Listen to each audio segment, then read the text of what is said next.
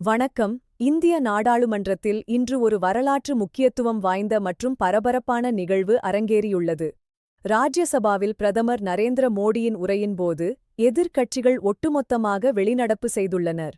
இந்த பட்ஜெட் கூட்டத்தொடர் தொடக்கம் முதலே ஆளுங்கட்சிக்கும் எதிர்க்கட்சிக்கும் இடையே கடும் மோதல்கள் நிலவி வரும் நிலையில் இன்றைய நிகழ்வு ஜனநாயகத்தின் முக்கிய தருணமாக பார்க்கப்படுகிறது. இதற்கான பின்னணி கடந்த சில நாட்களாக லோக்சபாவில் நடந்த நிகழ்வுகளில் இருந்து தொடங்குகிறது.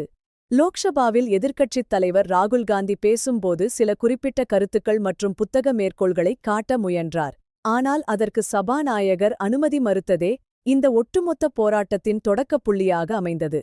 முன்னாள் இராணுவத் தளபதி ஜெனரல் மனோஜ் முகுந்த் நரவனே எழுதிய 4 ஸ்டார்ஸ் ஆஃப் டெஸ்டினி என்ற புத்தகத்திலிருந்து சில பகுதிகளை ராகுல் காந்தி மேற்கோள் காட்ட முயன்றார். இது இந்தியா-சீனா எல்லைப் பிரச்சினை தொடர்பானது.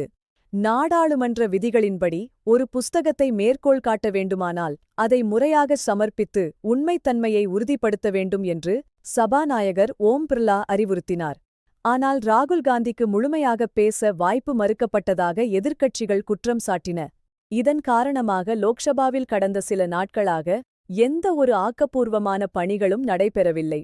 அவை மீண்டும் மீண்டும் ஒத்திவைக்கப்பட்டதால் நாட்டின் விலைமதிப்பற்ற நேரம் மற்றும் பொதுமக்களின் வரிப்பணம் வீணடிக்கப்பட்டது.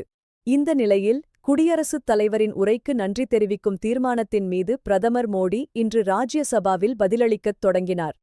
அப்போது ராஜ்யசபாவின் சூழல் மிகவும் பதற்றமாகவே காணப்பட்டது.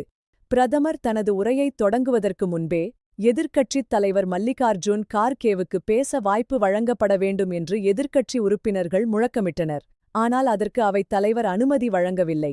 கார்கே பேச முயன்றபோது லோக்சபாவில் நடந்த விஷயங்களை இங்கு விவாதிக்க முடியாது என்றும் அவையின் மாண்பைக் காக்க வேண்டும் என்றும் அவைத் தலைவர் சி.பி. ராதாகிருஷ்ணன் திட்டவட்டமாகத் தெரிவித்தார்.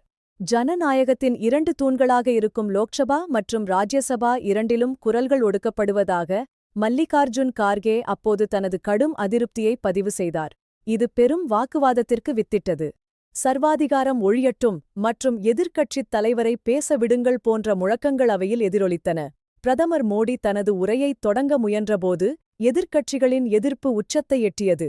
திடீரென காங்கிரஸ் தலைமையிலான எதிர்க்கட்சி உறுப்பினர்கள் அனைவரும் ஒருமித்த கருத்துடன் அவையில் இருந்து வெளியேறத் தொடங்கினர். இது பிரதமர் மோடியின் உரையை முற்றிலுமாக புறக்கணிக்கும் நடவடிக்கையாக அமைந்தது. எதிர்க்கட்சிகளின் வெளிநடப்பைத் தொடர்ந்து பிரதமர் மோடி தனது உரையைத் தொடர்ந்தார். அவர்கள் ஜனநாயகத்தைக் கண்டு அஞ்சுவதாகவும் உண்மையை எதிர்கொள்ள அவர்களுக்குத் துணிவில்லை என்றும் அவர் தனது பேச்சில் குறிப்பிட்டார். காங்கிரஸ் கட்சி பல ஆண்டுகளாக வாக்கு வங்கி அரசியலில் மட்டுமே கவனம் செலுத்தி வருவதாகவும் நாட்டின் நீண்டகால வளர்ச்சியை அவர்கள் புறக்கணித்துவிட்டதாகவும் பிரதமர் மோடி மிக கடுமையான குற்றச்சாட்டுகளை முன்வைத்தார். தனது அரசாங்கம் மேற்கொண்டு வரும் பொருளாதார சீர்திருத்தங்கள் குறித்து பேசிய அவர் ஐரோப்பிய ஒன்றியம் மற்றும் அமெரிக்காவுடனான வர்த்தக ஒப்பந்தங்கள் இந்தியாவின் எதிர்காலத்தை மாற்றியமைக்கும் என்று நம்பிக்கை தெரிவித்தார். முன்பு பலவீனமான 5 பொருளாதாரங்களில் ஒன்றாக இருந்த இந்தியா இன்று உலகின் 3வது பெரிய பொருளாதாரமாக வளர்ந்து வருவதை யாராலும் தடுக்க முடியாது என்று பிரதமர் முழக்கமிட்டார். இந்தியா இன்று உலகளாவிய தெற்கு நாடுகளின் குரலாக மாறியுள்ளது.